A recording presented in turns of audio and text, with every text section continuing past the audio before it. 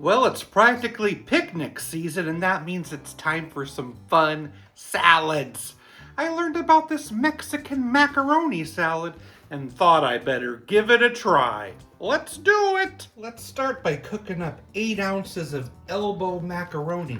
Then when it's all cooked, you'll need to rinse and drain it. Grab a bowl. We need a cup of mayonnaise, a 1/3 cup of milk, 2 teaspoons of chopped onion, some salt, teaspoon of chili powder, teaspoon of garlic powder, a few drops of hot pepper sauce, and then let's stir that together. Okay, let's add those noodles. A can of well-drained kidney beans, and a cup of mozzarella cheese.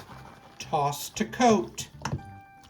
Then you just cover and chill for a couple hours. Mexican macaroni salad.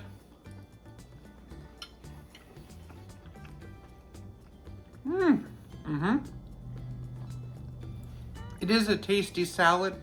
I think that it could use a little bit more spice, maybe some taco seasoning. But overall, it's a nice one.